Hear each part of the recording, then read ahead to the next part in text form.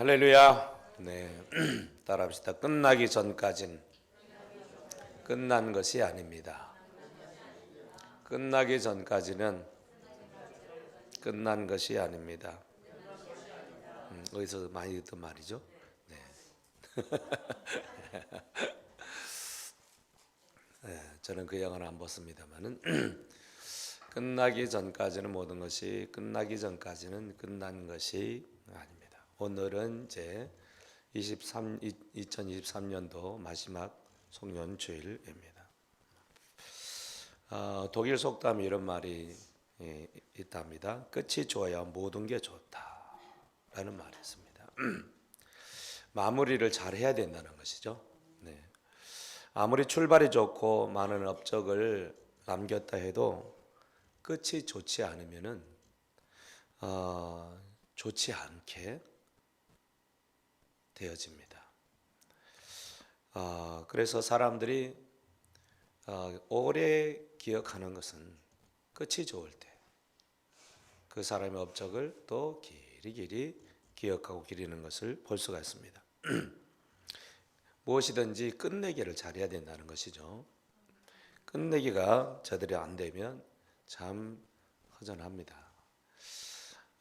우리가 이제 스포츠를 봐도 마찬가지죠. 바둑을 둬도 마찬가지고 그림을 그려도 마찬가지고 끝이 좋을 때 항상 좋습니다.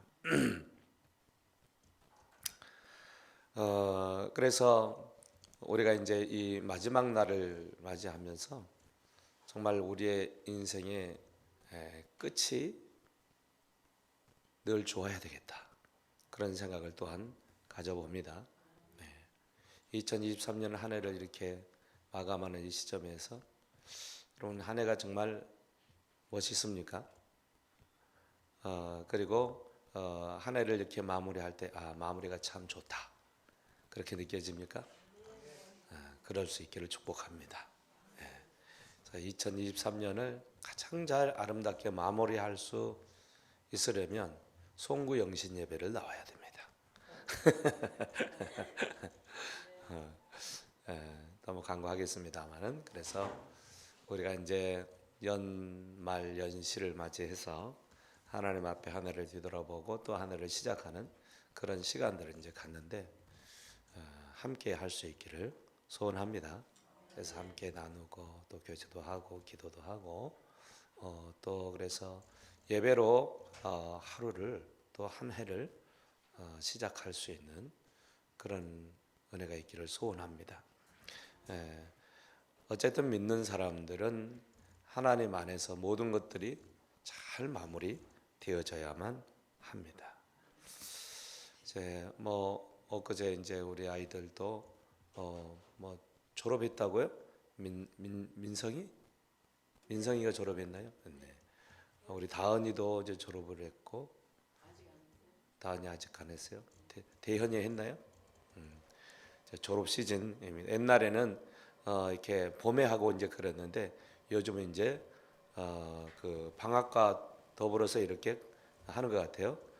잘 된 것 같아요. 애들이 봄에 가면 학교를 또 막 방학하기 전에 막 학교 잘 안 다니죠. 공부 안 하죠. 또 신학기 시작할 때도 좀 막 그렇죠. 그래서 시간 낭비다 그랬는데 잘 된 것 같아요. 모든 것이 끝이 좋아야 돼요. 그래서 여러분 물건도 끝이 좋아야 돼요. 명품이 다른 거는 뭐냐? 짝퉁하고 명품하고 차이점이 뭔지 아세요? 마무리가 다르다는 거예요. 마무리가 명품은 아주 꼼꼼합니다. 디테일한 모든 부분까지 꼼꼼하게 마무리를 잘 합니다. 근데 짝퉁은 마무리가 안 좋아요. 우리의 삶도 마찬가지라는 거죠. 그리고 좋은 사람도요, 끝이 좋은 사람. 진짜 좋은 사람은 처음이 좋은 사람이 아니라 끝이 좋은 사람. 그렇죠? 처음에 사귈 때는 사람이 굉장히 좋은 사람 같았는데 간슬기 다 빼주는데 나중에 보니까 사기꾼이야. 이건 아주 끝이 안 좋죠. 네. 처음에는 사람이 뭐 저래. 그런데 갈수록 사람이 참 괜찮은 사람들 있죠. 그리고 아주 끝이 정말 아름다운 사람들이 있습니다. 신앙생활도 마찬가지입니다. 시작도 좋아야 되지만 끝은 더욱 좋아야 됩니다. 끝이 아름다운 사람이 진짜 아름다운 사람. 시작이 반이면 끝은 전부입니다. 따릅시다. 시작은 반이라면 끝은 전부이다. 끝이 좋아요. 물론 과정을 아무렇게 해도 된다는 그런 말은 아닙니다. 끝이 좋아야 모든 것이 좋다는 그런 말입니다. 무엇을 하든지 어떤 일에 대한 평가를 받을 때도 마찬가지예요. 여러분 직장생활 할 때도 마찬가지죠. 처음보다는 끝이 좋아야 돼요. 직장생활을 그만둘 때도 항상 끝이 좋아야 돼요. 그렇죠? 네. 어떤 분이 그랬대요. IMF가 돼가지고 이제 남동공단에서 이제 직원들을 다 이제 정리를 이제 해야 되는 그런 상황이 돼요. IMF가 아니고 이렇게 코로나 시국에. 그래서 어쩔 수 없이 정말 그렇게 이제 초창기부터 열심히 했던 사람들마저도 이제 다 해고를 할 수밖에 없는 그런 상황이 됐어요. 네, 제가 크게 하겠습니다. 남동공단에 코로나 시절에 회사가 어려워져 가지고 직원들이 이제 해고를 하는 그런 상황이 발생하게 된 거예요. 그래서 사장님이 참 같이 일했던 사람들을 해고하는 게 너무 마음이 아프잖아요. 그래서 다 했어요. 근데 많은 사람들이 자기를 자른 것에 대해서 굉장히 불만을 표하고 말을 많이 하는 거예요. 정말 그렇게 힘써서 열심히 일을 했는데 이제 뭐 잘리면 우리를 어떡하냐. 힘들어도 같이 어쩌게 해줘야지. 그러면서 뭐 사장의 마음은 얼마나 더 아프겠어요. 그렇게 하는데 한 사람이 장문의 편지를 쓴 거예요. 사장님 참 감사합니다. 그동안 너무 감사했습니다. 지금 너무 힘들고 어려운 시국이어서 사장님이 이렇게 할 수밖에 없는 것 충분히 이해합니다. 그런데 저는 그동안 정말 사장님 회사에서 저를 써주셔서 저는 힘들고 어려운 때에 가정을 잘 이루어 나갈 수 있었습니다. 함께 일할 수 있는 시간들이 참 행복했습니다. 지금 이제는 이렇게 떠나가게 되어지지만 사장님 언제나 항상 이 회사가 잘 되기를 응원하고 기도하겠습니다. 이제 그런 장문의 편지를 써서 남긴 거예요. 사장님이 그 편지를 받고 뭉클한 거예요. 다른 직원들은 다 뭐 이렇게 좋지 않게 이렇게 얘기를 하고 나가고 그렇게 하는데 이 사람이 그런 편지를 써서 남기고 가니까 얼마나 참 이렇게 마음이 그렇게 감동이 되는지. 근데 이제 이분이 열심히 이제 또 사업을 하다가 이런 어려운 때를 이제 지나게 되어지면서 어떤 굉장히 큰 어떤 사업을 하나를 따게 된 거였어요. 그리고 이제 회사가 부흥을 하면서 다른 곳에 이제 다른 공장을 또 이제 세우게 되어지는데 그 일을 감당할 수 있는 적임자를 이제 선발을 해야 되겠는데 마땅한 사람이 없는 거예요. 그래서 그 사장님 생각에 번뜩 떠오르는 사람이 누구였을까요? 편지 쓴 사람. 그래가지고 전화를 해가지고 이런 일이 이제 이런 공장이 생겼는데 당신이 와서 책임자로서 맡아주면 좋겠다. 그래가지고 채용이 되어서 일을 하게 됐다는 거예요. 여러분, 이분이 만약에 나갈 때 아이고 잘 먹고 잘 사셔 그러고 나갔다고 한다면 이런 일들이 있었겠느냐 하는 거죠. 사람은 무엇이 좋아야 된다고요? 끝이 좋아야 돼요. 끝. 할렐루야. 옆에 있는 형제 자매들 한번 인사합시다. 끝이 좋아야 됩니다. 끝이 좋아야 인생이 좋습니다. 네. 김계철 형제님, 김계철 집사님, 그것 좀 인사 좀 해봐봐요. 오늘 마지막 날인데 끝을 잘 보내야 됩니다. 끝을. 할렐루야. 네, 끝이 좋아야 됩니다.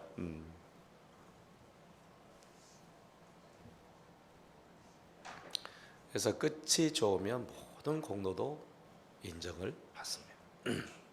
끝이 좋아야 주님도 좋아하십니다.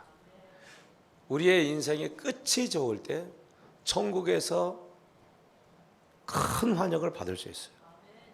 처음은 엄청 좋았는데 끝이 안 좋은, 쓸쓸하게 죽어간다면 주님 보시기에도 참 힘들 거예요. 그렇죠? 처음과 중간은 조금 잘못할 수도 있어요. 그런데 가면 갈수록 그 끝이 아름답게 인생을 마감할 수만 있다고 한다면 주님은 엄청 우리를 환영할 줄로 믿습니다. 바라기는 용두삼이 되지 마시기를 축복합니다. 네. 끝이 좋아야 됩니다. 그러면 끝이 좋은 신앙인이 되기 위해서는 우리는 어떻게 해야 될 것인가 하는 부분들을 오늘 같이 말씀을 좀 나눠보면 좋겠습니다. 오늘 본문의 말씀은 사도 바울이 이제 2차 전도 여행을 하는 과정에 마지막 전도지였던 고린도라고 하는 그 지역을 가게 되어집니다. 그래서 거기서 있었던 이야기가 오늘 본문의 주제입니다. 사도 바울은 복음을 전하면서 1, 2차 이제 선교 사역을 하는 과정 가운데 참 힘들고 어려운 그런 시기들을 많이 보냈습니다. 복음을 전한다는 것, 전혀 하나님에 대해서, 전혀 예수님에 대해서 듣지 못했던 그런 지역들을 돌아다니면서 복음을 전하는 일들이 정말 쉽지 않았습니다. 요즘같이 하나님, 예수님 누구나 다 이렇게 듣고 아는 시대에 복음을 전하는 것은 훨씬 쉽습니다. 근데 전혀 알지 못하는 그 시대에 온갖 잡신들이 만무한 그런 그 문화권에 들어가 가지고 이 하나님에 대해서, 주님에 대해서 이 복음을 전한다는 것은 굉장히 쉽지 않은 일이었습니다. 그 일을 하는 데 있어서 얼마나 부딪혀오는 일들이, 힘든 사항들이 많은지. 그러나 그 속에서 정말 꿋꿋하게 그 사명을 다 감당하는 그런 사도 바울의 그 모습을 우리가 볼 수가 있습니다. 마게도냐로 건너가 가지고 지금 이제 유럽 관문 쪽이죠. 복음을 전하게 되죠. 빌립보를 가고 거기서 복음을 전하다가 쫓겨나게 되어지고 데살로니가로 가고 데살로니가 쫓겨나게 되어지고 베레아로 가고 베레아에서 또 쫓아내 가지고 아덴으로 가고 아덴에서 또 쫓겨나 가지고 고린도까지 가게 되어지는 이런 일정들이 있었어요. 정말 쉽지 않은 그런 과정 가운데 오늘 고린도에 이제 도착해 가지고 그곳에서 이제 복음을 전하는 그 과정 가운데 이루어진 이야기를 잠깐 하고 있습니다. 끝이 좋은 신앙인이 되기 위해서 우리가 어떻게 해야 될 것인가? 첫째는 장애물 앞에 포기하지 말아야 된다. 따라합시다. 장애물 앞에 포기하지 말고 더 좋은 대안을 붙들고 나아가자. 아멘. 우리가 계획을 세우고 목표를 향해 달려갈 때에 큰 장애들이 늘 다가오는 것을 볼 수가 있습니다. 그래서 힘들고 어려운 어떤 장애들을 탁 만나면 우리는 이게 끝인가? 해야 되나 말아야 되나? 그런 고민들을 다 하게 될 때가 있어요. 포기하면 실패하는 거예요. 어떤 일들을 시작했으면 포기하고 싶은 때가 있죠. 항상 있습니다. 항상 있어요. 그런데 그때의 그 일을 포기하면 하나님만 못한 거예요. 실패인 거예요. 학교 진학을 하는 것도 마찬가지고 회사 입사도 마찬가지고. 말 요즘 어제 이제 잠깐 이렇게 TV를 보니까 요즘 청년들 직장 구하는 것이 너무 어렵다. 그래가지고 뭐 수십 번 이렇게 원서를 쓰고 그래도 정말 이렇게 소식이 없이 이렇게 힘든 이런 그 직장을 구하는 그런 청년들의 그 모습들을 이렇게 보게 되어지면서 야, 직장 생활하는 것이 정말 쉽지 않구나. 내가 마음에 드는 직장 생활 할 수 있다는 것이 그것이 얼마나 큰 복인가. 뭐 그런 생각들을 하게 되었습니다. 사업도 마찬가지죠. 하다가 포기하면 그냥 실패하는 것이고요. 가정도 마찬가지죠. 처음에는 엄청 좋게 시작했는데 위기가 닥쳐와요. 그 위기 속에 아예 끝내버려. 그러면 가정이 실패되는 거죠. 항상 우리 앞에는 가다 보면 그만두고 포기하고 싶은 사항들이 항상 존재한다라고 하는 것입니다. 그때 포기해버리면 끝인 거예요. 지금까지 했던 그 모든 것들이 허사로 날아가 버리는 경우들이 많이 있다는 거예요. 사도 바울도 이제 그 전도 사역을 하면서 정말 쉽지 않은 그런 상황들 가운데 있지만 그 속에서 그가 이제 보여주는 신앙의 그 모습들은 우리에게 큰 도전이 되는 것을 볼 수가 있습니다. 오늘 본문 1절 말씀을 한번 읽어보도록 하겠습니다. 그 후에 바울이 아덴을 떠나 고린도에 이르러. 아덴을 떠나 이제 고린도에 이르렀다는 거기서 무엇을 합니까? 4절 말씀을 읽겠습니다. 시작. 안식일마다 바울이 회당에서 강론하고 유대인과 헬라인을 권면했다. 안식일마다, 오늘 얘기하면 주일마다 이제 회당에 들어가 가지고, 회당은 유대인들이 늘 안식일만 모여 가지고 같이 말씀을 듣고 있고 기도하고 예배하고 하는 그런 장소입니다.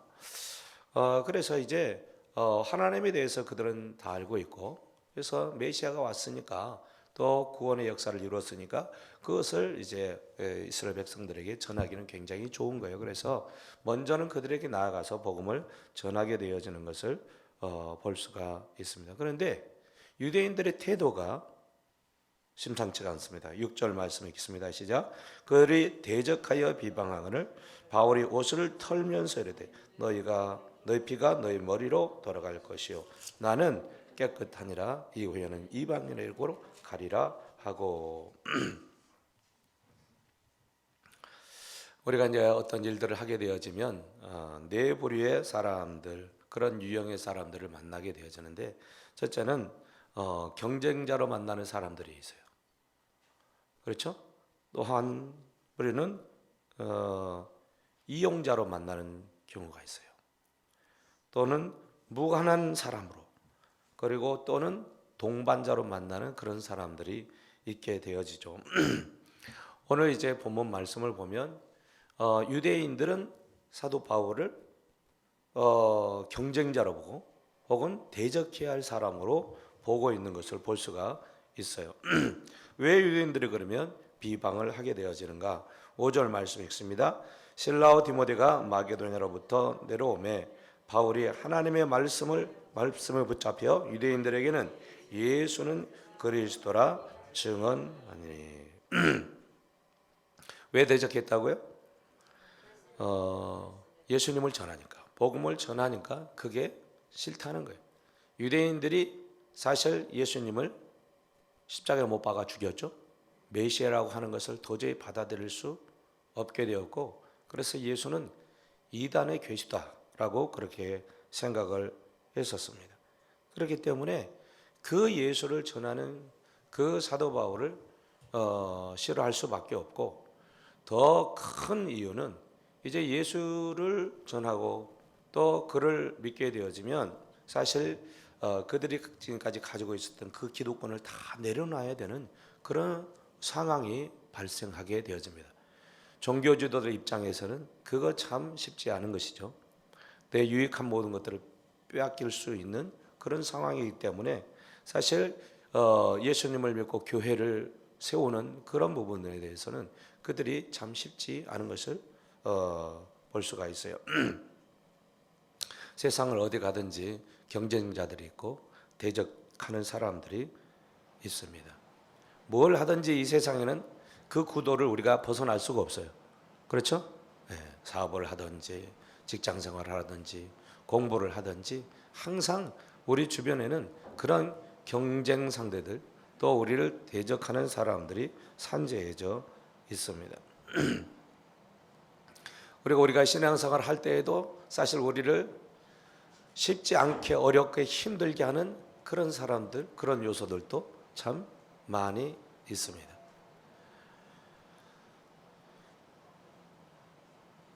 우리가 만나는 모든 사람들이 우리 주변에서는 우리를 돕는 사람들, 우리와 함께 할 수 있는 그런 동력자들이 많이 생겨났으면 좋겠습니다. 아멘.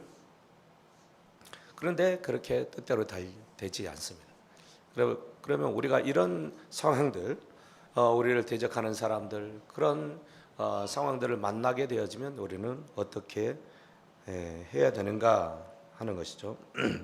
많은 경우에 사람들이 힘들고 어려운 사람들을 만나면 그 인간 안 보면 되지, 피하면 되지, 끝내버리고 그런 일들을 우리가 이제 하게 되어지고 상관도 하지 않는 그런 일들을 하게 되어지는 부분들을 볼 수가 있어요.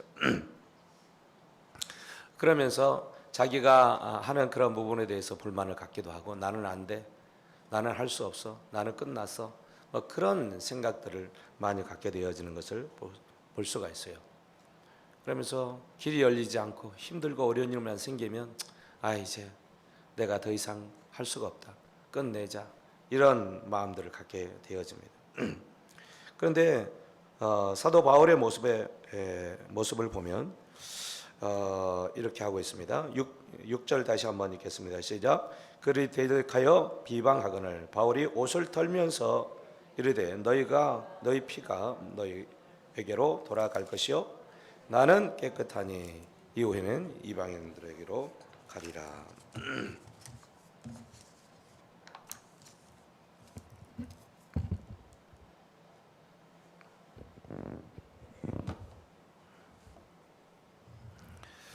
대적하고 비방하는 사람들이 있을 때에 어떻게 합니까?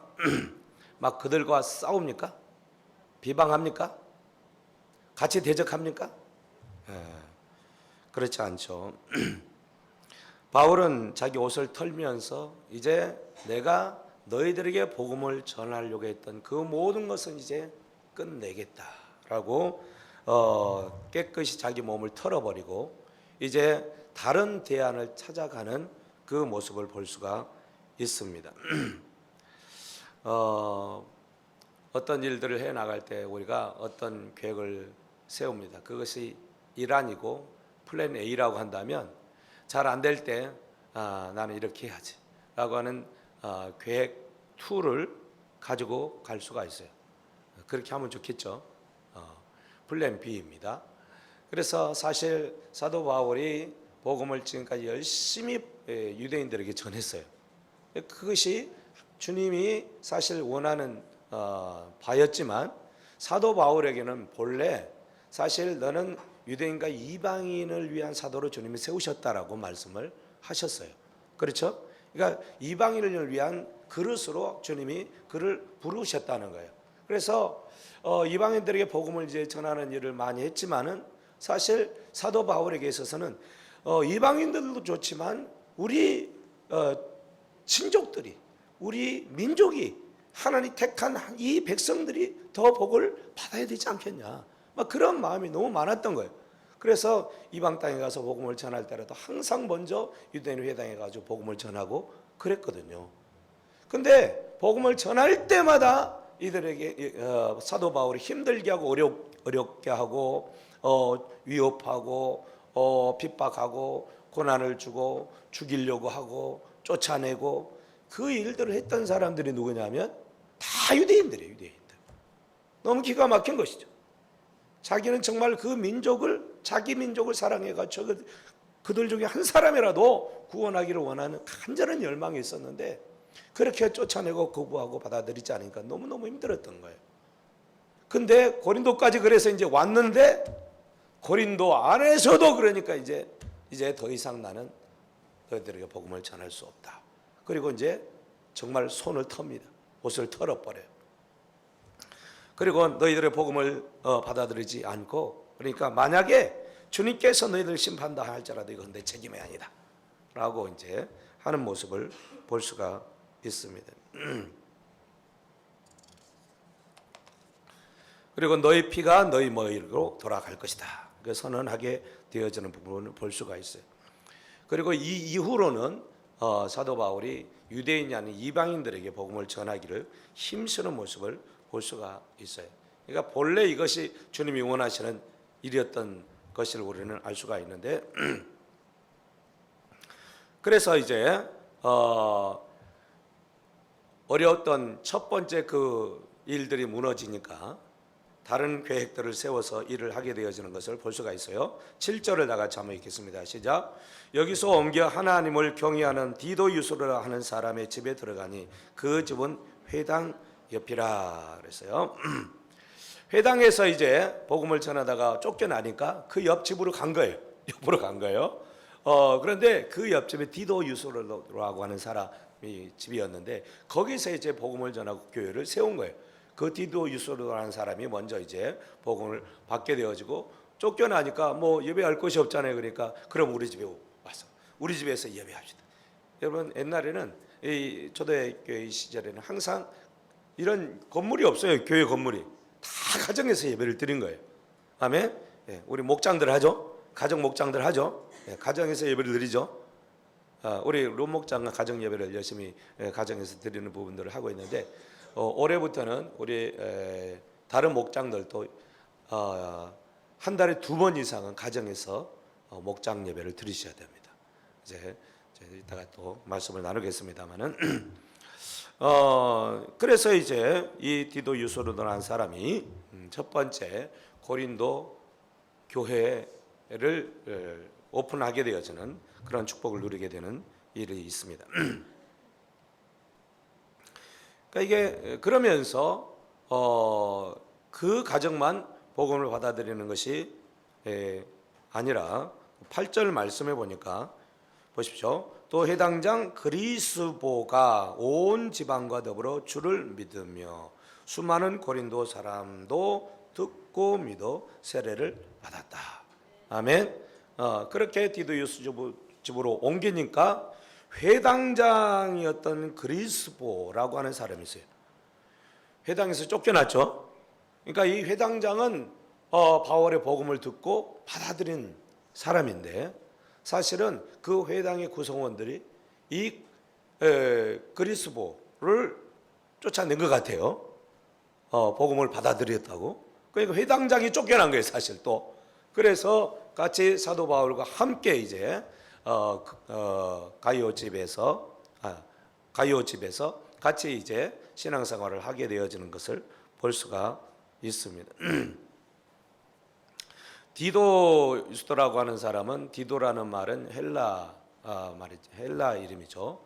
그래서 아마 이 사람은 이제 로마의 시민권을 가지고 있는 그 사람으로서 이제 첫 번째 교인이 되었던 것을 우리가 알 수가 있습니다.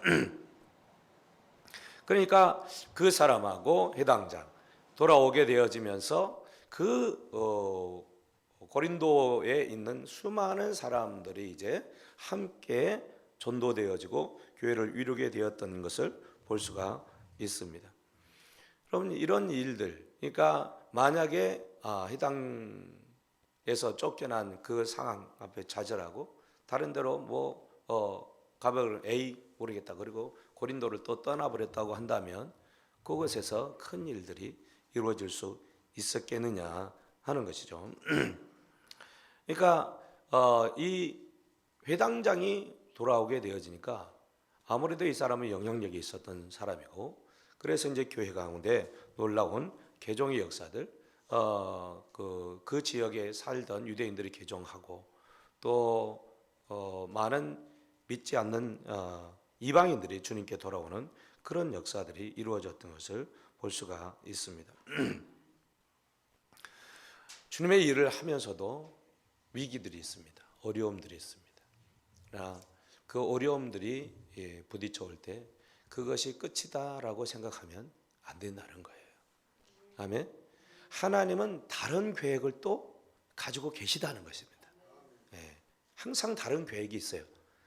사실 우리는 그런 다른 계획들을 훌륭하게 짤 수 있는 그런 머리들이 많이 없을 수 있어요. 그런데요, 하나님에게서는 항상 보관이 있습니다. 아멘. 그래서 주님의 일을 감당하다 혹은 내게 주어진 일들을 감당하다가도 어렵고 힘든 일들이 있으면 여러분의 지혜로 뭔가를 열심히 막 해보려고 해도 되겠지만 먼저 하나님께 묻고 하나님의 인도하심을 따라 가게 되어지면 하나님의 계획한 큰 일들을 경험하게 될 줄로 믿습니다. 하여튼 우리가 무슨 일을 하든지 간에 일이 다 끝나기 전까지는 어떤 것이 아니다? 끝난 것이 아니라는 거예요. 끝난 것이 아니라. 그러니까 우리의 인생을 살아가면서 우리가 하나님을 향한 열심과 소망을 가지고 더 열심히 최선을 다해서 나가기만 한다고 한다면 하나님께서 우리의 길을 이끌어 주시고 더 큰 좋은 성과들을 얻게 하신다라고 하는 것입니다. 요즘 사람들은 많이 이렇게 조급하고 오래 참지 못하고 포기하기를 잘하는 세대인 것 같아요. 그러니까 그런 힘들고 어려운 억척스러운 그런 삶의 역경들을 막 이기면서 견디면서 살지 않다 보니까 조금만 어려움과 힘든 일이 있어도 그만 포기해버리는 의지도 없는 그런 모습들을 많이 봐요. 여러분, 한 번 실패했다고 영원한 실패가 아닌 것입니다. 무너졌다고 해서 계속 무너지는 것이 아닌 것입니다. 무너졌을 때 그 자리에서 또 다시 일어나고 다른 방안들을 구하고 하나님의 뜻을 구하고 나아갈 때 하나님은 우리에게 합당한 그러한 은혜를 허락해 주십니다. 그러니까 실망하지 마시기를 바랍니다. 여러분, 거목이 되는 것은요, 어느 날 갑자기 거목이 되는 것은 아니죠. 흔들리면서요, 풍파를 맞으면서요, 정말 힘들고 어려운 그 모든 시간들을 다 견뎌내면서 자라게 되어질 때요, 큰 나무가 될 수 있는 거죠. 그런 나무는 정말 웬만한 태풍이 불어도 이제는 끄떡없이 그 자리를 버티고 설 수가 있는 것이죠. 아멘. 강이요, 그냥 직선으로 쫙 뚫린 강들은 많지 않아요. 강이 생겨질 때 물이 흘러가다가 막히면 또 다른 것을 틉니다. 그죠? 가다가 막히면 또 다른 곳을 틀어가지고 고백고백에 흘러가게 되는 것을 볼 수가 있어요. 막힌다고 그것이 끝이라고 생각하면 강을 이룰 수가 없는 것이죠. 그 강은 고백고백 흘러서 큰 바다로 나가게 되는 것을 볼 수가 있습니다. 우리의 인생이 다 그래요. 페이스북 최고 책임자인 셰릴 샌드버거라는 사람이 있습니다. 이 사람이 책을 냈는데 옵션 B라고 하는 책을 냈는데 2015년 멕시코 휴양지 호텔에서 남편 데이브 골드버거가 헬스장에서 운동을 하다가 쓰러졌어요. 남편이 죽은 거예요. 갑자기. 얼마나 참 당황스럽겠어요. 가슴이 뻥 뚫린 것 같고 정말 인생을 어떻게 살아가나. 아이들도 어린데. 그래서 너무 슬퍼하고 있어요. 앞길이 보이지 않는 그런 상황이 되어진 거죠. 그래서 자기의 인생을 정말 어떻게 살아가야 할지 앞길을 보지 않는 그런 상황. 이 남편이 살았을 때 너무 자상해가지고 아이들을 케어하고 함께 놀아주고 아이들을 또 이렇게 잘 양육하는 그런 자상한 남편이었다. 그래서 이제 자책하는 거예요. 내가 좀 더 신경을 써줬으면 이런 일들이 없었을 텐데. 마음에 자책을 하면서 그렇게 힘든 세월을 이제 보내고 있는 때에 에덤이라고 하는 사람이 찾아옵니다. 하는 말이 너무 슬퍼하지 말아라. 남편이 사실 두 아이들을 태우고 가다가 차에다가 태워 가다가 만약에 차 사고가 났으면 어떨 뻔했냐. 그래 남편도 죽고 아이들도 없어졌다고 한다면 얼마나 더 슬프겠냐. 근데 지금 그 아이들은 다 있지 않냐. 생각해 보니까 그런 거예요. 남편은 그렇게 죽었지만 우리 아이들은 지금 있는 거예요. 그래서 그 말을 듣고 번뜩 생각이 깨어났어요. 그래, 내가 이러고 있을 수는 없다. 그리고 오히려 하나님께서 이 아이들을 남겨주신 것이 너무 감사하고, 그때부터 이제 일기를 쓰면서 매일 감사를 쓰기 시작을 했다고 합니다. 그 이후로 이번에 모든 삶들이 회복이 되어지고 이제는 정말 많은 사람들을 돕는 일에 헌신하고 있는 그 삶을 산다고 합니다. 산을 오르다가 우리가 산을 다 오르지 못할 수도 있고 어려움을 당할 수도 있어요. 근데 거기서 끝나면 거기까지밖에 못 가요. 여러분, 산을 오르는 길은 그런데 한 길만 있는 게 아니고 여러 길이 있다는 사실을 기억하시기를 바랍니다. 아멘. 예. 하나님은 우리가 어떤 위기와 힘든 일을 만날 때 포기하기를 원치 않으세요. 한번 시작했으면 하여튼 그것이 주님의 뜻임을 안다면 끝까지 달려가기를 원하십니다. 아멘. 중간에 포기하는 사람들이 되지 않기를 원한다는 겁니다. 사람이 역경 앞에서 사실 단단해지게 되어지죠. 역경 앞에서. 역경이 없는 사람들은 너무 약한 사람들. 그러니까 역경이 주어질 때 그 역경 속에 하나님의 뜻이 있다는 사실을 꼭 기억하시기를 바랍니다. 네, 김동희 목사님이 그런 얘기를 했어요.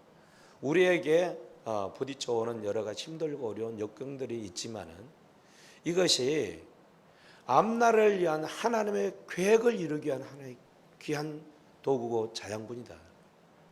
아멘. 이 일을 통해서 나를 더욱더 온전하게 세워가기를 원하시는 하나님의 뜻이 있다는 사실을 기억하라는 거예요. 아멘. 예. 그러니까 자책할 이유가 없어요. 그러니까 어떤 사람들은 내가 이렇게 잘못 살아서 내가 이런 죄를 져서 내가 지금 이런 꼴을 당하고 있는 거야, 그렇게 생각을 하죠. 그러면 여러분 정말 소망이 없어요. 그렇죠? 이미 끝난 일이요. 엎어진 물이요. 저 담을 수가 없어요. 거기서 우리가 이제 생각할 것은 내가 왜 그랬을까? 교훈을 받아들여야 돼요. 왜 이런 일이 발생했지? 내가 잘못했구나. 고쳐야 돼요. 아멘. 그리고 하나님은 왜 그런 일을 주셨을까? 그냥 나를 힘들게 하고 어렵게 하려고? 아니다. 하나님은 나를 향한 또 다른 계획을 가지고 계시다 하는 사실을 기억하고 그 일을 향해서 가는 사람이 되어져야 된다는 거예요. 성경에 그런 사람들, 그런 인물들은 그냥 가득해요. 아멘. 예. 저와 여러분들의 삶도 그렇게 되어지기를 소원합니다. 그럴 때에 끝이 정말 아름답고 행복한 사람들이 될 수 있습니다. 두 번째는 어떤 사람의 끝이 아름다우냐? 두려움 없이 담대하게 사명을 이루어가는 사람이에요. 어떤 사람이에요? 두려움 없이 담대하게 사명을 이루어가는 사람이에요. 여러분, 회당장이 돌아오니까 거기서 있었던 유대인들이 사실 가만히 있지는 않았겠죠. 돌아가니까 많은 사람들이 일어나게 되어집니다. 그리고 바울을 대적하는 자들로 서게 되는 부분들을 볼 수 있어요. 우리가 어떤 성공을 하고 어떤 일들을 업적을 이루어 나갈 때마다 사실 항상 우리를 힘들게 하고 어렵게 하는 사람들은 항상 있다는 사실을 기억하시기를 바랍니다. 바울도 이런 일들로 인해서 이제 더 큰 공격들을 받게 되어지고 어려움을 당하게 되어져요. 이제 교회가 세워지고 잘 되어져 갑니다. 부흥합니다.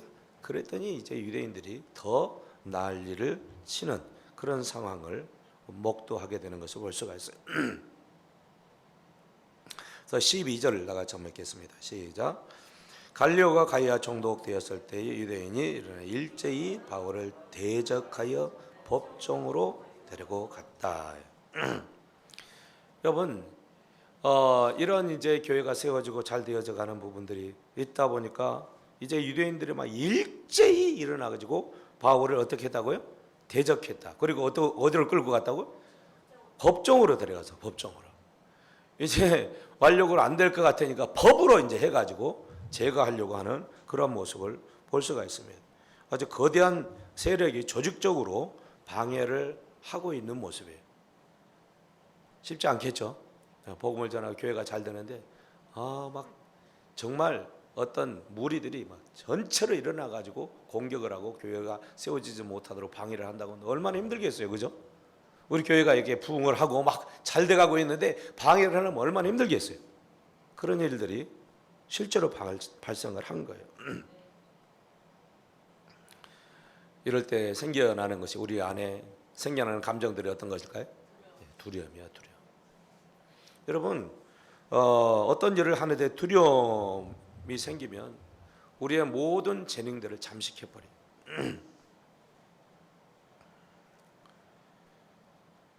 두려움에 사로잡히면요, 판단도 어려워지고요, 내가 뭘 어떻게 해야 될지도 알 수 없고요, 이 몸의 기능들이 정지가 되는 그런 일들이 있어요. 제대로 어떤 일들 할 수 없게 되어지는 거라는 거죠. 그래서 이제 나폴레옹 힐이라고 하는 사람이 있어요. 성공 철학서를 써가지고 이제 베스트셀러를 이룬 그런 사람인데, 그 사람이 이런 얘기를 했어요. 공포는 모든 논리를 무력하게 하고 모든 상상을 파괴하고 모든 자신감을 꺾어버리고 모든 열성을 지워버리고 모든 의욕을 없애버리는 힘을 지니고 있다. 그리고 사람들을 나태와 비참과 불행에 빠뜨리고 많은 힘이 있다. 뭐가요? 두려움이요. 그래서 두려워하게 되어지면 지는 거예요. 싸움을 할 때도요, 딱 눈에 제압당하면요, 그 싸움은 이미 진 거예요.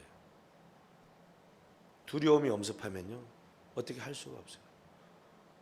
고양이 앞이 쥐는요, 그냥 싸움이 안 되죠. 그런데 어떤 유튜브 보니까 이 쥐가요, 고양이에게 막 대들어가지고 싸우는 그런 이제 영상이 있더라고요. 이야. 그래가지고 결국 이제 도망치더라고요. 쥐가 실제로. 여러분, 근데요, 쥐들은 대부분 고양이 딱 보면 어떻게 하죠? 얼어버려요. 도망도 잘 못 가요. 기어가는데 엉금엉겨가요. 그러다가 잡혀 먹어요. 왜 그럴까요? 두려움의 공포에 확 휩싸인 거예요.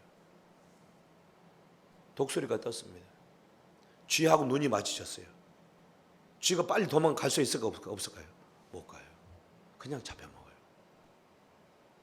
두려우면요, 우리의 몸을 마비시켜버려요. 어떤 일을 할 수가 없게 만들어요. 그래서 사단이 자주 쓰는 전략이 뭐냐면 우리를 두렵게 하는 거예요. 어떤 일을 하거나 어떤 상황에 탁 부딪혔을 때 두려움이 막 엄습해 온다? 이거 원수가 나를 지금 방해하고 있다는 사실을 아셔야 돼요. 아멘? 그래서 성경은 계속해서 하나님께서 말씀하시는 부분이 오면 두려워하지 말라, 담대하라, 그런 말씀을 수없이 하세요. 아멘? 따라합시다. 두려워하지 말라, 담대하라. 두려워하지 말라, 담대하라. 두려워하지 말아요. 두려워하지 말아요. 어떤 상황 속에서도 여러분 두려워하지 마세요. 어떤 사람 앞에서 두려워하면 안 돼요. 두려움이 있잖아요. 두려움이 있으면 내가 지금 문제가 생겼구나 생각하셔야 돼요. 관계 속에 문제가 두렵다. 어떤 사람하고 관계하는데 두려움이 있어. 여러분, 그 관계 어려워. 안 돼. 아멘. 부부간에도 서로 눈치만 보고 두려워하는 마음이 저 한 구석에 있다고 한다면 부부관계 쉽지 않습니다. 사람들과 어떤 관계도 마찬가지. 여러분, 우리 안에 어떤 두려움이 있다? 그 두려움을 박살내시기를 바랍니다. 아멘. 그 두려움은요, 실제가 아닌 경우가 대부분이에요. 어떤 심리학자가 얘기했어요. 우리 안에 이루어지는 대부분의 이 두려움이라고 하는 것은 우리의 상상에서 오는 것이다 그랬어요. 상상. 상상성 두려움이에요. 그렇죠.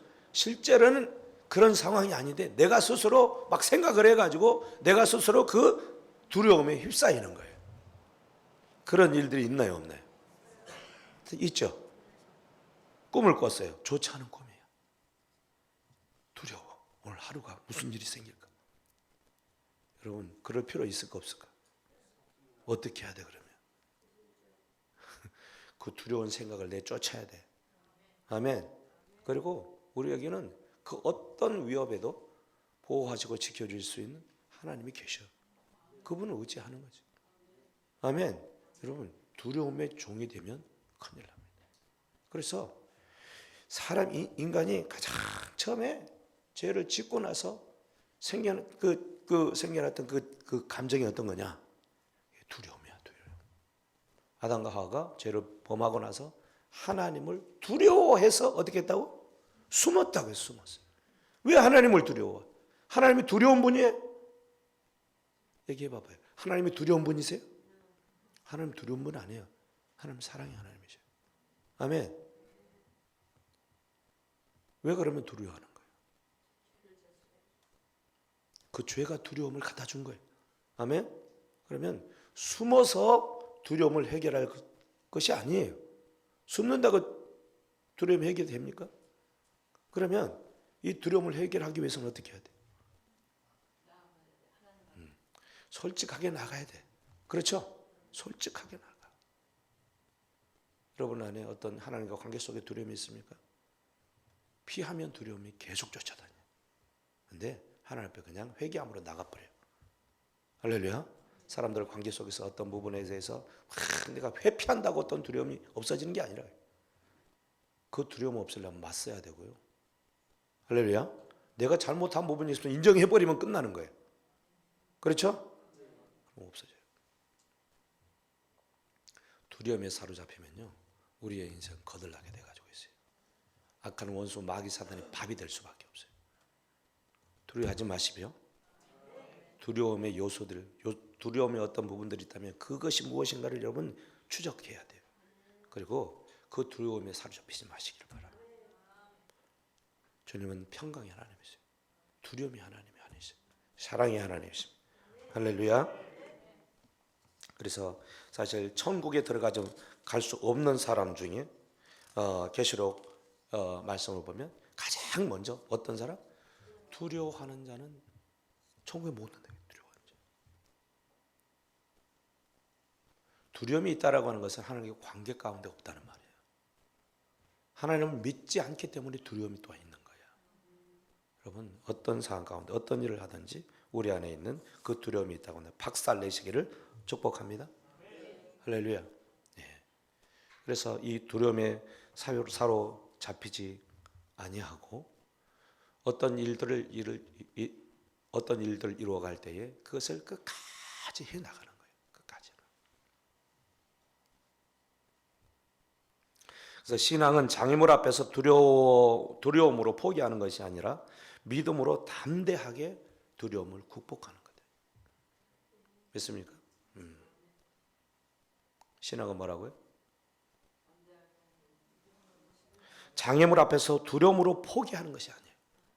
장애물 앞에서 두려움으로 포기하는 것이 아니라 담대함으로 그 모든 것들을 극복하는 그 열정으로 나가는 거예요. 우리 이제 성악교회 성도들이 한 해 동안 이렇게 열심히들 살아오셨어요. 한 사람도 낙오되지 아니하고 믿음으로 승리한 것을 보니까 끝이 아름답습니다. 아멘. 힘들고 어려운 상황들이 뭐 있었죠. 근데 그것을 잘 이기고 이렇게 마지막 주일 하나님 앞에 이렇게 드리고 있는 모습들을 보니까 너무 아름답습니다. 장하십니다. 할렐루야. 여러분에게도 위기가 있었죠? 어려움들이 있었죠? 그런데 잘 버텼죠? 네. 버티고 극복하고 할렐루야. 담대함으로 그것을 이기고 왔어요. 그래서 지금 이 자리에 있는 거예요. 포기해버렸더라면 안 됐겠죠. 떠났겠죠. 저는 사실 이제 성도들 이렇게 보면서 다른 교회 성도들 이렇게 보면서 안타까움들이 있어요. 그러니까 좀 힘들고 어렵다고 그냥 포기해버리고 낙심해버리고. 어제는 제가 강릉에 계신 목사님한테 전화를 했어요. 오살리에서 이제 좀 만났는데 이번에 코로나가 시작되자마자 강릉으로, 서울에 계시다 강릉으로 내려갔대요. 강릉이 이제 자기 이제 고향이고, 거기 이제 허름한 이제 집이 있었는데, 자기 집이 있었는데 혼자 거기로 내려간 거예요. 그러니까 이제 뭐 복잡한 어떤 가정적인 어떤 문제들이 있는 것 같아요. 혼자 내려간 걸 보니까. 그래서 사모님과 뭐 애들은 다 서울에 있는데 자기 혼자 내려와 가지고 있다는 거예요. 그러면서 이제 굉장히 힘들고 어려운 이제 그 코로나 기간을 겪으면서 자기가 너무너무 힘들어졌다는 거예요. 낙심이 되어지고 마치 자기가 감옥에 갇혀 있는 느낌을 가지고 있다는 거예요. 그래서 오살리 이제 오게 된 거 왜 오게 됐냐 그랬더니 너무 힘들고 감옥 같아 가지고 거기 가면 좀 이렇게 사람들을 어울려 만나고 또 은혜도 받고 그러니까 좋을 것 같아서 이제 갔다는 거예요. 그래서 이제 제가 이제 그러면 우리 실사원에 같이 이렇게 가입하셔가지고 함께 예배도 드리고 또 힘을 얻고 그렇게 하면 훨씬 활력이 생기고 주님께서 주시는 어떤 그런 은혜가 있어서 다시 회복되어질 줄로 믿습니다. 그렇게 하시죠. 그랬어요. 그랬더니 안 될 것 같다는. 그러니까 이미 어떤 두려움과 공포에 그냥 이렇게 자기 자신이 휩쓸려 가지고 어떤 일도 이제 잘 못하는 거예요. 그러면서 하는 말이 자기는 본래 그런 성격이 아니라는 거예요. 자기는 본래 그런 성격이 아닌데 뭘 하면 이렇게 딱 해가지고 이렇게 치고 나가는 그런 사람이었는데 지금 이제 그런 사람이 아니라는 거예요. 그렇게 못하겠다는 거예요. 안 된다는 거예요. 그러면 왜 기도원 오셨냐?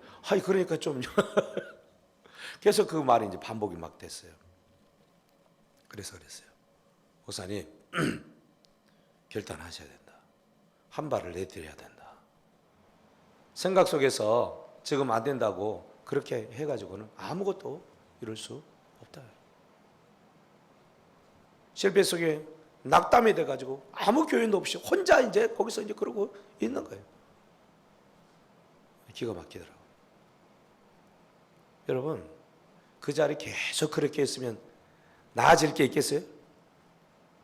계속 더 잠식이 될 수밖에 없는 것이죠. 그래서 힘을 내시라고. 제가 도와주겠다고. 그런데 별 시큰둥하게 반응을 하더라고요. 여러분, 두려움에 사로잡히지 마시기를 바랍니다. 하나님은 우리를 향한 또 다른 계획을 가지고 계시다는 사실을 기억하셔야 돼요. 괜히 그 강릉 가운데 하나님께서 가라고 하셨겠냐. 자기는 하나님 뜻을 따라서 왔다는 거예요. 그러면 다른 계획이 있지. 왜 그렇게 자빠져 있냐. 그런다고 무슨 일이 되겠냐. 여러분, 우리에게 어떤 일이 벌어질 때 슬프고 아픈 일이 있어요. 여러분, 그것 때문에 내가 슬프고 가슴 아파한다고 내 감정을 누가 알아주겠냐. 그리고 내가 그렇게 한다고 어떤 일이 해결되겠냐. 그런다고 해결되는 일이 보셨어요? 두렵고 힘들고 아파가지고 막 괴로움이 있다고 해서 일이 해결되는 거 보셨냐고. 그런 사람이 있으면 저한테 좀 소개 좀 시켜줘. 저는 그런 사람 한 번도 못 봤어요. 여러분, 감정에 휘둘리면 안 돼요. 두려움에 휩쓸리면 안 돼요. 아멘. 우리를 향한 하나님의 소망이 있어요. 뜻이 있어요. 그것을 향해서 나아가는 거예요. 그래. 어렵고 힘든 일. 그래. 이거는 하나님께서 나를 위한 다른 계획을 이루기 위한 하나님의 뜻 가운데 있는 거예요. 아멘. 다시 가면 되는 거예요. 다시 가면. 갑자기 생각이 나네요. 우리 김창광 집사님네 식당을 잘 하다가 아들이 해달라고 그래가지고 하게 됐어요. 거의 1억 가까이 들어가지고 했어요. 한 번 해봤더니 안 되겠다. 그래가지고 접었어. 그러니까 어떤 일들을 할 때 이렇게 결단력이 있어야 돼요. 이렇게 하니까 이것도 안 되고 저것도 안 되고 신앙생활도 안 되고 뭣도 안 되고 안 되겠다. 접게 되어지면 지금까지 들어갔던 돈 다 날리는 거야. 얻는 수익도 없이, 그죠? 다 날려. 그래서 그런 얘기를 할 때 내 마음이 뜨끔하더라고요. 아, 이거 참. 근데 이제 계속 할 수도 있겠지만은 그것이 하나님 뜻이 아니라는 부분들을 이제 발견해서 그만두고 이제 명잔의 추어탕으로 올인을 그랬더니 하나님께서 놀랍게 은혜를 부어주셔가지고 너무 잘 되고 있어요. 너무 잘 되고 있어요. 할렐루야. 네. 하나님은 더 좋은 계획을 항상 가지고 계시다. 아멘. 길이 아니면 빨리 정리하시기를 바라고, 주님께서 원하시는 그 길에 우리가 나아가면 주님이 놀라운 복을 주신다는 사실을 기억하시기를 축복합니다. 사도 바울이 이런 상황 속에서도 포기하지 않고 두려워하지 않냐고 달려가게 됩니다.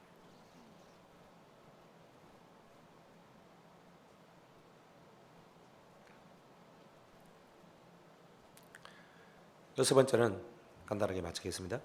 예수님이 함께 하시면 반드시 일들은 이루어진다는 거예요. 뭐라고요? 예수님이 함께 하시면 반드시 일은 이루어진다라고 하는 그 확신을 가지고 달려가는 거예요. 이게 그 끝이 아름답게 되는 신앙인의 삶인 거예요. 10절 말씀을 한번 더 같이 읽겠습니다. 시작. 내가 너와 함께 있음에. 그렇죠. 9절 말씀에 주께서 밤 한산 가운데 바울에게 말씀해 두려워하지 말며 침묵하지 말고 말해라 그랬죠. 두려움 상황 가운데 있었죠. 그렇죠? 근데 주님은 뭐라고 그래요? 두려워하지 말라고 그래요. 두려워하지 말고 침묵하지 말고 말해라. 따라합시다. 두려워하지 말고 침묵하지 말고 말하라. 예, 여러분 주님은 두려워하지 말라는. 그러니까 두려워하지 말라라고 하는 것은 지금 사도 바울이 어떤 상황 가운데 있다는 거예요? 두려움 가운데 있다는 거예요. 두려워하지 마, 두려워하지 마. 왜 두려움을 해? 왜 사람 때문에? 사람들은 막 몰려와서 법정에 세운다. 그것 때문에 두려워하지 마, 두려워하지 마. 그리고 계속 말해. 법정에 가면 법정에서도 말하라고. 아멘. 누구를 만나든지 더 말해. 그리고 주님 하신 말씀이 내가 너와 함께 있겠다는 거예요. 할렐루야. 주님이 함께하면 되는 거예요. 하나님이 나를 떠나면 문제지만 하나님이 우리와 함께하면 문제 없다는 것입니다. 어떤 상황이 있든지 어떤 사람이 나를 괴롭고 힘들게 한다 할지라도 하나님이 나와 함께하고 계시다면 괜찮다. 그래, 나를 법정에 세우든지 말든지 네 멋대로 해봐라. 나는 주님과 함께. 그것 때문에 두려워하지 말라는 거야. 우리는 상황 앞에 너무 쪼들리고 그것 때문에 가슴을 칠 때가 많다는 거예요. 숨어버릴 때가 많다는 거예요. 그러면 시간만 허비하는 거예요. 인생 버리는 거예요. 마귀 사탄에게 이용만 당하게 되어지는 거죠.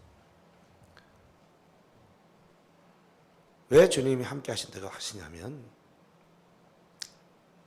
그러면서 내가 너 함께 있으면 어떤 사람도 너를 어떻게 하지 못한다고?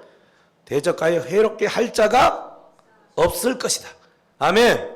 그럼 주님 함께 하시면 우리를 아무리 대적하려고 하고 힘들게 어렵게 하고 우리를 망가뜨리게 하려고 해도 하나님이 함께 하시면 그것들을 어떻게 할 수 없다는 것입니다. 믿습니까? 이걸 좀 제발 믿으시기를 바랍니다. 어떻게 할 수 없다. 어떻게 할 수 없다. 저도 지금 성악교에서 20년 넘도록 이렇게 사역을 하고 있습니다만 중간에 포기하고 도망가고 싶은 마음이 엄청 많았어요. 근데 주님이 나를 이곳에 인도하셨다는 것을 그 믿음이 있었기 때문에 끝까지 가면 주님이 하실 것이다. 뭐 나는 실력도 없고 뭣도 없고 뭐 정말 내놓으라는 많은 것이 없는 사람이지만 하나님께서 가라고 했었고 내가 왔고, 그러니까 주님이 일을 이룰 때까지 그냥 있으면 주님이 하시지 않겠나. 지금까지 여기 있는 거예요. 하나님께서 놀랍게 하실 줄로 믿습니다. 예, 대기만성이잖아요. 대기만성. 그리고 이제 저녁에 얘기하겠지만 오늘 올해 이제 제가 올라가가지고 뽑은 말씀이 있어요. 뽑은 말씀이. 네가 어디로 가든지 무엇을 하든지 형통하리라. 그 말씀을 주셨어요. 할렐루야. 예. 내가 어딜 가든지 무엇을 하든지 형통하리. 저는 그 말씀을 굳게 믿고 정말 주님께서 2024년엔 더욱더 놀랍게 은혜를 베풀어 주실 줄로 믿습니다.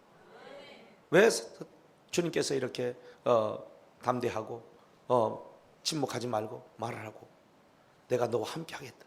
네 대적들이 널 어떻게 할 수 없을 것이다. 왜 그러냐? 왜 주님께서 그렇게 말씀하시냐면 이는 왜냐하면 이 성중에 내 백성이 많기 때문에. 아멘. 주님이 하실 일이 있는 거예요. 아멘. 주님이 하실 일이 있을 때, 주님이 하실 일이 다 완성되기 전까지는 주님은 절대 포기하지 않습니다. 아멘. 쉬지 않습니다. 우리 버리지 않습니다. 그래서 사명 있는 사람은 절대 망하지 않는다. 아멘. 사명을 다하기 전까지는 우리 죽지 않아요. 할렐루야. 그러니까 죽음마저도 걱정하지 말고 주님 손에 맡기면서 의지하면서 달려가는 저와 여러분들이 되기를 소원합니다. 여러분, 우리 살아가는 삶에 여러 가지 우리가 주의 일을 이루고 또 어떤 일들을 하고자 할 때 대적자가 많을 수 있어요. 그것 때문에 절대로 낙마하거나 넘어지거나 두려워하거나 포기하지 마시기를 축복합니다. 모세도요, 포기하고 싶은 마음들이 한두 번이 아니었어요. 근데 포기하지 않았어요. 할렐루야. 10명의 정탐꾼들도요, 포기하고 싶었어요. 10명의 정탐꾼 포기했어요. 근데 갈렙과 여호수아 갈렙은 포기하지 않았어요. 결국 가나안의 축복을 누리게 되는 것을 볼 수가 있습니다. 2023년 마지막 주일, 우리 생의 시간은 다 오지 않았을 것입니다. 올해 되어진 일이 없다고, 실패했다고, 성과가 없다고, 진보가 없다고, 성숙이 없다고 실망하거나 좌절할 필요도 없습니다. 다 끝난 게 아닙니다. 인생 끝나지 않았어요. 성공은 넘어진 횟수보다 한 번 더 일어나면 되는 거예요. 됐습니까? 네. 성공은요, 계속 우리가 넘어진다, 계속 넘어질 수 있어요. 7.8기 하면 되는 거예요. 아멘? 네, 7.8기. 홍수환 씨 알죠? 저는 그때 권투를 보면서 너무 처참하더라고. 때리면 넘어지냐, 어떻게. 그렇게 넘어질 수가 있을까? 근데 일어나더라고. 일어나고. 저러다 제 양반 죽는 거 아닌가 싶었어요. 근데 마지막에 일어나가지고 정말 7.8기 해가지고 때려 눕히더라고요. 와, 정말 그때 온 국민이 환호를 했죠. TV도 몇 대 없을 때 그때 동네 식구들 다 한 집에 모여가지고 TV를 보고 있어요. 너무 멋지더라고요. 우리 인생이 주님 안에 그런 인생이 되어지기를 소원합니다. 실패는 어떤 분이 실패는 다시 일어날 수 있는 기회를 주는 것뿐이다. 그랬어요.